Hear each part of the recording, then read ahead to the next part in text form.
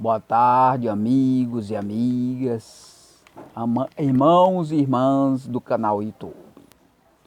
Aqui estou mais uma vez para gravar um vídeo dos inscritos que não foi revelado no período de 6/6 de 2002 a 12/8 de 2009. São 151 capítulos. Está aqui em minhas mãos um dos capítulos que traz o seguinte tema: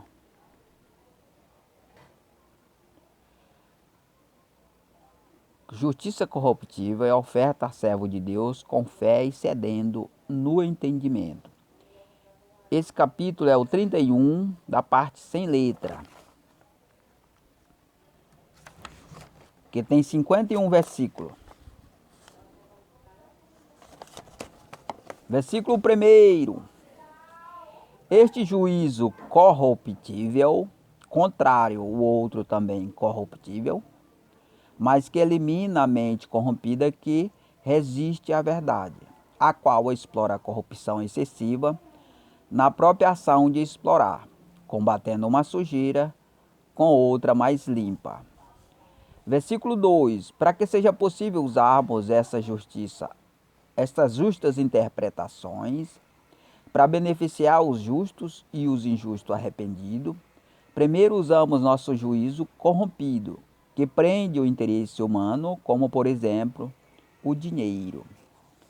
Versículo 3: inicialmente usamos a justiça corruptiva e humana para substituir a justiça de Deus, que até aqui está desativada por falta de interesse humano, por causa do domínio integral do poder da corrupção, pela qual a corrupção, as impurezas sejam desfeitas. Vamos repetir o versículo 3. Inicialmente usamos a justiça corruptiva e humana para substituir a justiça de Deus, que até aqui está desativada por falta de interesse humano, por causa do domínio integral do poder da corrupção, e pela própria corrupção as impurezas sejam desfeitas. Versículo 4: precisamos usar o juízo corrompido para desfazer a mente que se corrompeu, por não existir recurso com a verdade e justas interpretações, e foi obrigado a justificar-se através do dinheiro perante a justiça dos homens, não de Deus, e perante a justiça de Deus ficou muito mais corrompido. Versículo 5: e seria mais um princípio de injustiça se a justiça de Deus iniciasse suas operações, justificando o injusto arrependido pela verdade com as justas interpretações perante o mundo totalmente corrompido pelo pecado. Versículo 6: agora o dinheiro pode ser usado não para corromper o que já está corrompido, mas para salvar da corrupção, conduzindo o já corrompido em direção das justas interpretações da versão real das ocorrências do passado para a verdade presente, não mudando a verdade, mas sua posição e postura em relação a ela. Versículo 7: quem está corrompido no entendimento jamais irá aceitar ou concordar com ideias que não tem o costume de ver alguém viver, porque já vive apto a uma vida contrária à verdade, em que seus atos e maneira de pensar reprova-o em qualquer época, principalmente no passado e presente. Versículo 8: na qual formação mental que vive, isso sim é a prova, por não conhecer nem entender outra melhor, e pratica a injustiça por ser ela um hábito no seu viver, cuja causa é não ter outra opção de verdade, onde a justiça corruptiva dos homens é tratada como sendo a de Deus. Versículo 9: a justiça corruptível dos homens é tratada como sendo a de Deus quando se tem outra opção mais perfeita de justiça e aceita no entendimento a injustiça como sendo a justiça, por não ter outra forma mais justa capaz de acionar com a insatisfação da justiça distorcida. Versículo 10: a justiça distorcida é justificar-se com o dinheiro, E quando não tem, é acusado e condenado, ficando claro a discriminação aos pobres. Mais que isso, criam a injustiça para marginalizar todos, e somente é salvo quem consegue comprar sua liberdade com dinheiro. Versículo 11. Desta forma, a injustiça é justificada como justo. Desta forma, o injusto é justificado como justo, sem a necessidade de mudança de ideia e atitude na maneira de viver, pois o dinheiro compra direito e substitui dever de obedecer. Versículo 12. A justificativa corruptiva que estamos usando inicialmente, antes da justiça de Deus, para os injustos arrependidos, o dinheiro compra direito, mas não substitui o dever de obedecer. Versículo 13. E os direitos que serão comprados se refere aos que temos em mãos, possível vos dar. Falso e transitório sua posse, porém, terás acesso a outra verdade dada por Deus após cumprir o dever de obedecer. E somente permanece se for cumprido o dever de obedecer. Versículo 14. Comprando dinheiro a qual temos a posse, o comprador cumpre a justiça corruptível dos homens, de maneira mais justa, que é a outra mais corrompida, que justifica o injusto, comprando o direito que anula o dever, cuja justiça cumpre-se em um único processo de justificação. Versículo 15. Quando a justiça se cumpre no único processo de justificação, que usa como único recurso o dinheiro, a justiça não sofre um processo de purificação e avança numa direção que vai de mal a pior, deixando de ser distorcida e não consegue nem mesmo enganar as pessoas. Versículo 16. Porém, cada vez mais se mostra desmoralizada perante a opinião popular, porque deixou um Estado que até conseguia enganar para outro que nem mesmo engana, e as fraudes aparecem às claras. E todos reprovam, mas são obrigados a aceitar, por não existir outra saída. Versículo 17. E a outra maneira que podem usar para tentar se moralizar perante a opinião popular é acusar e punir com rigor, penalizando justamente o ser humano, de modo especial os mais pobres, a qual são discriminados por não terem dinheiro para comprar direito e o dever. Versículo 18. Aceitando o dinheiro como justificativa, ou usando o rigor na punição, não traz efeito desejado na prática, pois trata-se de medida que não tem capacidade de transformar a vida, pois não tem o poder da justiça de Deus que transforma e salva. Versículo 19. E ela inicia sua operação explorando a justiça corruptiva, para salvar os injustos arrependidos que desejam ser salvos, dando-lhe uma outra opção para que recorra em busca de uma mais perfeita justiça, e todos serão fartos. Versículo 20. Todos nós somos de alguma maneira envolvidos em atos injustos, por meio de planos injustos. E por sermos gerados da semente impura, estamos sujeitos a praticar injustiça. E a justiça de Deus não se manifesta de forma brusca, para acusar e condenar o injusto. Versículo 21. E ela usa todos os meios possíveis para que o injusto seja salvo, se possível todos, sempre amparando o injusto com seu amor e o justo com a destra da sua justiça. Versículo 22. Porquanto a justiça de Deus é perfeita, se aperfeiçoa com a imperfeição do já injustificado, liga a fé à perfeição de Cristo, sempre procurando aperfeiçoar o mais justo para a última injustiça do justificado. Versículo 23. Acima se encontra a justiça de Deus, embaixo o seu amor sobre os injustos, os que amam e buscam seu reino de justiça, e transfere o amor de Deus aos injustos que vos odeiam, e espera que se converta e sejam salvos da ira de Deus.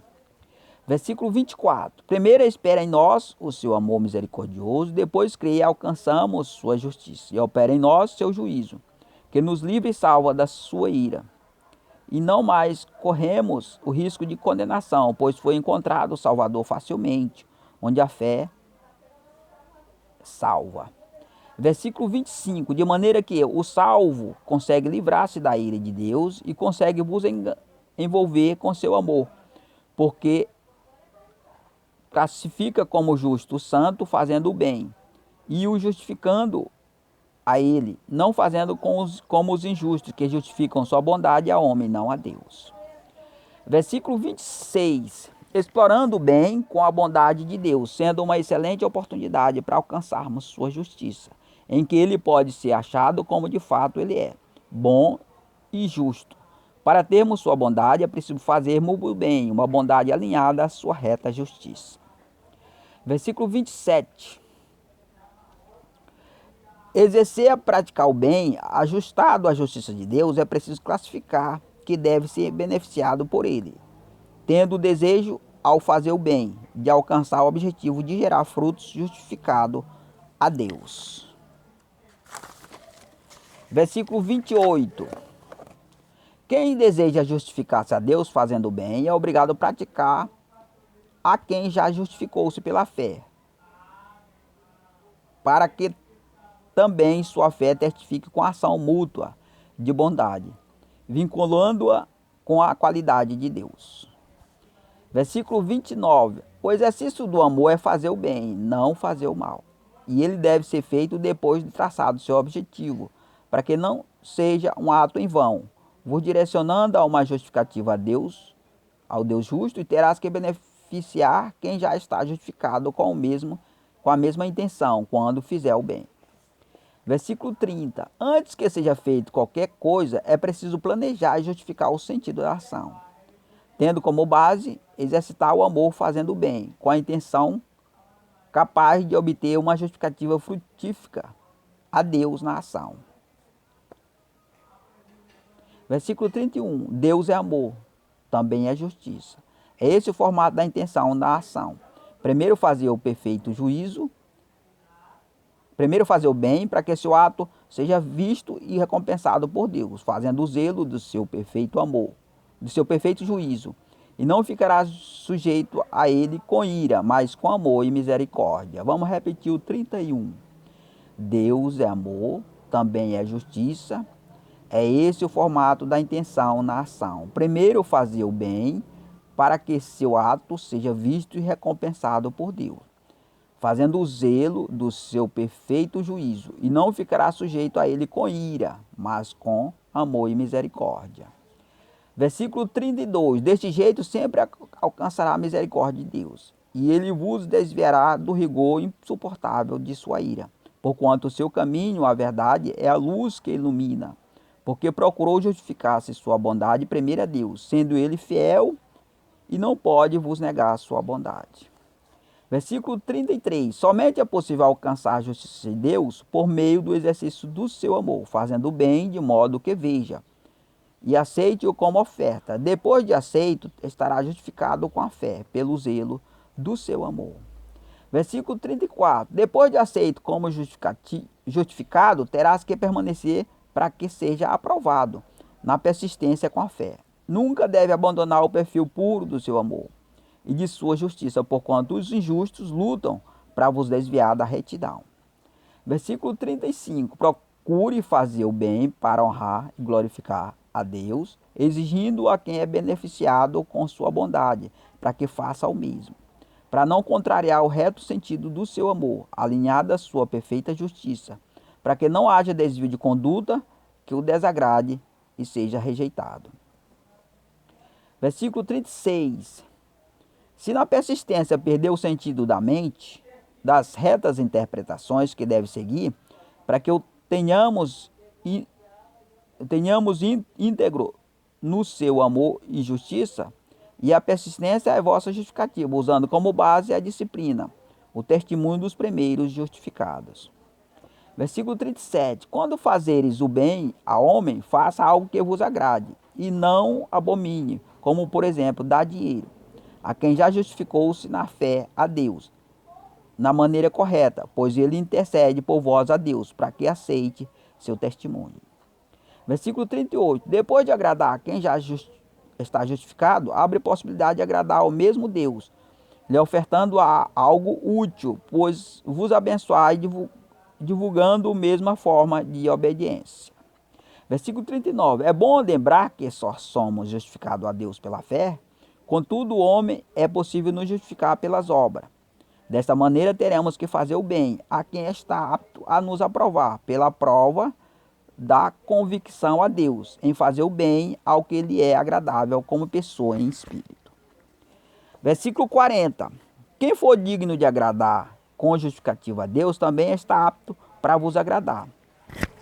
Basta tão somente ter intenção pura, que não explore planos impuros de terceiro, fazendo o formato que traça o perfil de sua fé. Versículo 41. Alcançar a pura fé em Deus não tem formato de plano com a maneira que deseja sua realização, na qual não se trata de um entendimento visível sob o alcance da mente humana, que pode ser traçado seu formato nos planos, mas invisível e impossível prever seu tempo ou tamanho. Versículo 42. Só com a fé é possível alcançar o grande Deus. Se ela exceder o plano traçado pela mente corruptível, para que ela chegue ao que não compreende pela mente humana, e ela passa a nascer como justificativa ao Deus invisível e insondável. Versículo 43. Os planos que traçamos é um formato visível pelo entendimento, e a crença na realização não alcança a justificativa de Deus, por ser visível e sondável, e não há como verdadeiramente justificar-se a ilha, a qual a realização é uma produção que foi planejada sobre sigilo. Versículo 44. E sua realização é um plano humano, traçado e arquitetado para justificar a fé que não excede esse alcance do entendimento, que se realiza como justificativa corruptiva e terrena, e fundamenta uma fé impura. Versículo 45. Com a fé só é possível exceder esse entendimento. Se o próprio entendimento exceder o outro formato corruptível, que permite que também a fé faça o mesmo, gerando uma certeza no formato do entendimento, pelo que o próprio não compreende, nem pode entender. Versículo 46. Com isso passará a viver pela fé, não pelo conhecimento e entendimento. E todos os planos arquitetados pela mente corruptível é superado e vencido por ela. Versículo 47. Os planos traçados em segredo geram conhecimento que na maioria das vezes nos envolve, e vivemos uma fé excedente a ele, e não poderá deixar-se levar totalmente por ele, para não corromper a fé que excede a ele, tendo em vista coisas melhores e maiores. Versículo 48.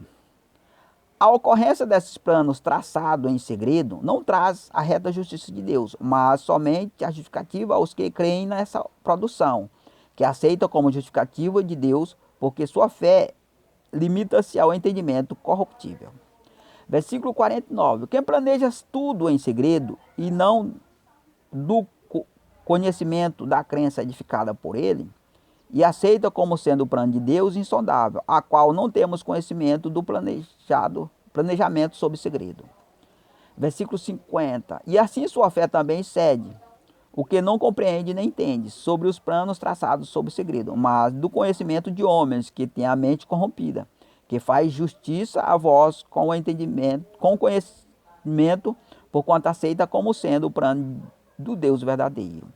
Versículo 51. Os planos que o crente não conhece, traçado em segredo para edificar sua fé, é arquitetado por mente corrompida, mas por falta da visão do Espírito Santo no entendimento, não vê o seu formato, nem discerne a qualidade da produção.